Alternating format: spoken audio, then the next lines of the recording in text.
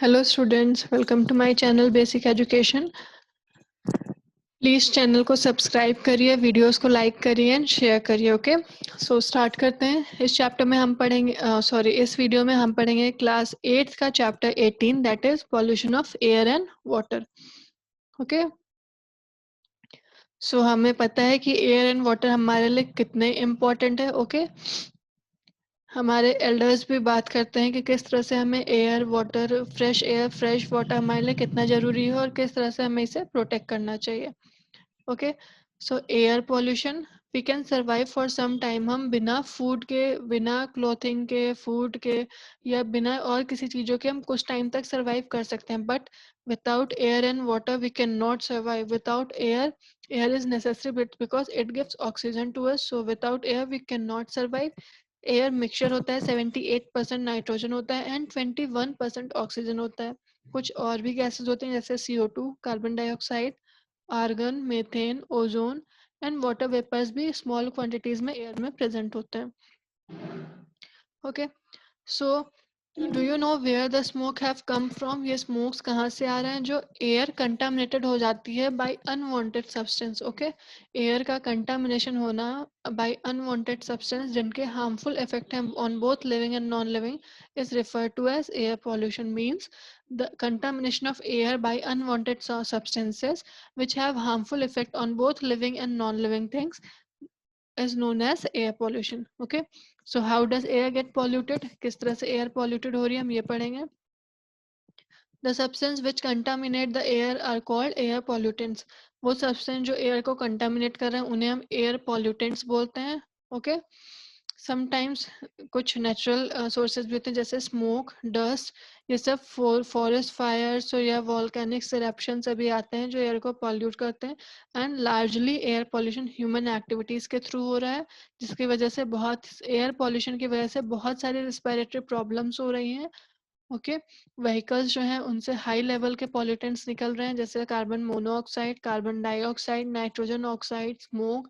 ये सारे पॉल्यूटेंट्स जो हैं वो व्हीकल से रिलीज हो रहे हैं जो एयर को पॉल्यूट कर रहे हैं.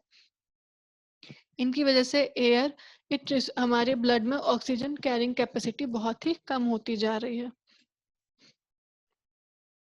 ओके, कुछ अदर पॉल्यूटेंट्स हैं जैसे smoke and other some such as CFCs means chlorofluorocarbon जो कॉमनली रेफ्रिजरेटर में यूज किए जा रहे हैं.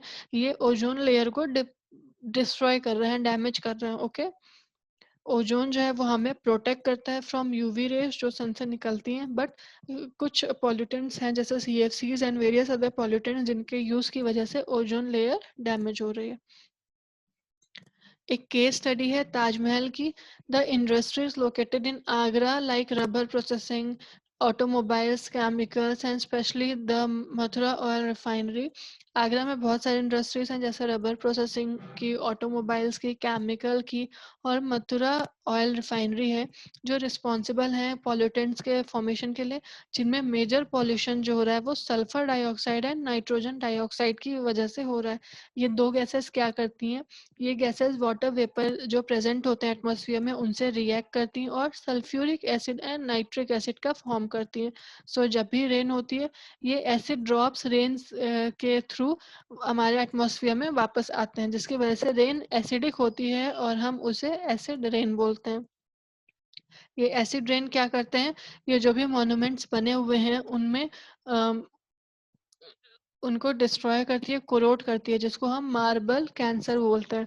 सो ये मेनली दो गैसेस की वजह से हो रहा है, sulphur dioxide and nitrogen dioxide जो वाटर वेपर से रिएक्ट करके सल्फ्यूरिक एंड नाइट्रिक एसिड बना रहा है जो हाईली बहुत ही ज़्यादा पॉइजनस और बहुत ही ज़्यादा डिस्ट्रक्टिव केमिकल है. सुप्रीम कोर्ट ने ताजमहल को प्रोटेक्ट करने के लिए, उसके मार्बल को प्रोटेक्ट करने के लिए कुछ एक्शन भी लिए हुए हैं. इन इंडस्ट्रीज को CNG यूज करने के लिए वो ऑर्डर करा गया है, LPG यूज करने के लिए ऑर्डर करा गया है in place of sulphur and carbon. Okay, आपने पढ़ा होगा what is green house effect. Okay, a part of radiation that falls on the earth is absorbed by it क्या होता है, sun rays warm the earth surface, हमें पता है sun raise की वजह से अर्थ का टेम्परेचर बढ़ता जाता है, वार्मनेस बढ़ रही है। सो उनका एक पार्ट रेडिएशन का अर्थ एब्जॉर्ब करता है। ओके, सन सन रेज जो भी आ रही हैं उसका एक पार्ट अर्थ एब्जॉर्ब कर रहा है, पूरे सारी सन रेज वापस से रिफ्लेक्ट नहीं हो रही हैं। So the part of reflected radiation is trapped by the atmosphere, वो एटमॉस्फेयर में ट्रैप हो रहा है, और जो ट्रैप्ड रेडिएशन है ये अर्थ के सरफेस को बहुत ही ज़्यादा वार्म करती जा रही है। ओके, ये ट्रैप्ड वार्म हीट जो है ये ग्रीन हाउस को बहुत ही वार्म करती हैं। ओके, इसको ग्रीन हाउस इफेक्ट बोलते हैं। मींस अर्थ का टेम्परेचर, जो प्लांट्स हैं, ये सारी चीजें उस रेडिएशंस को ट्रैप कर रही हैं जिससे टेम्परेचर बढ़ता जा रहा है, और इसको हम ग्रीन हाउस इफेक्ट बोलते हैं।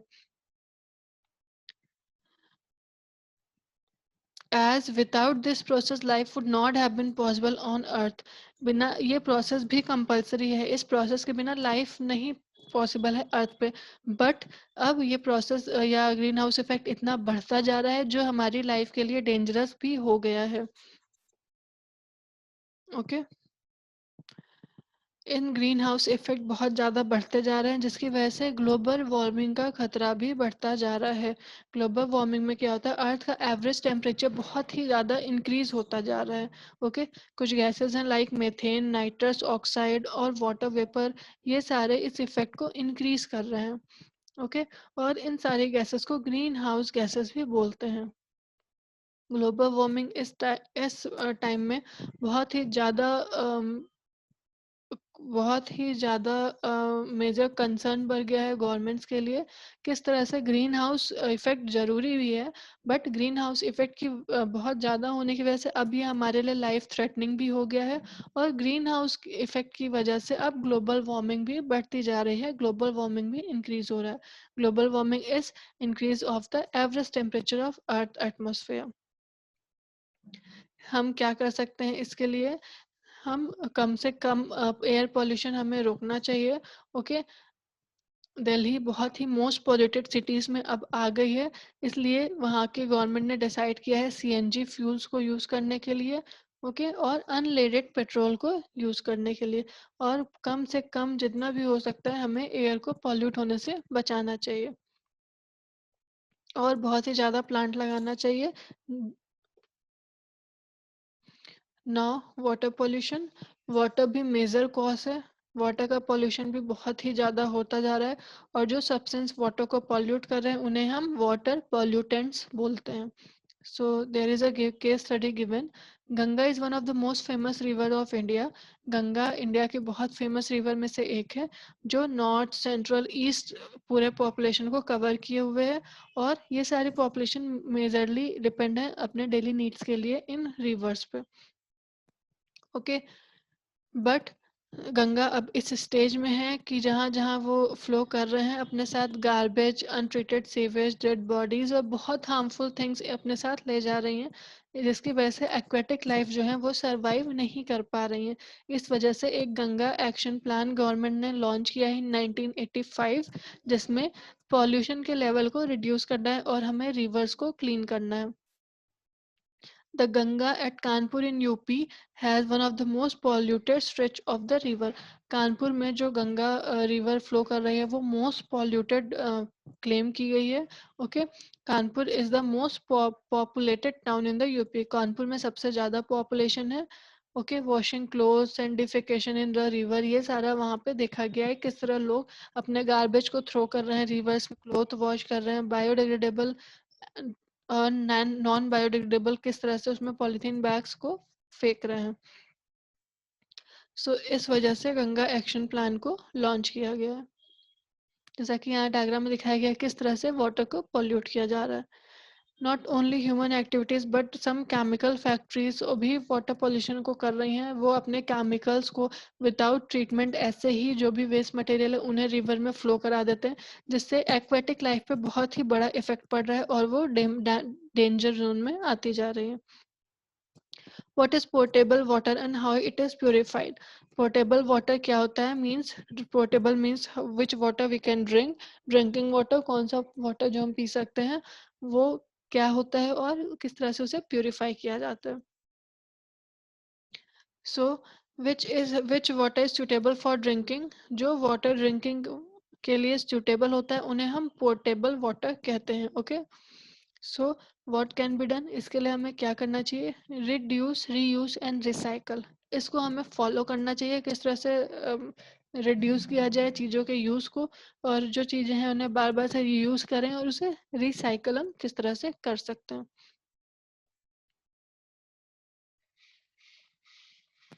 ओके, सो होप आप सभी को ये चैप्टर समझ में आ गया होगा, किस तरह से वाटर और एयर हमारे लिए नेसेसरी है और इनको प्रोटेक्ट करना हमारे लिए कितना ज़रूरी हो गया है।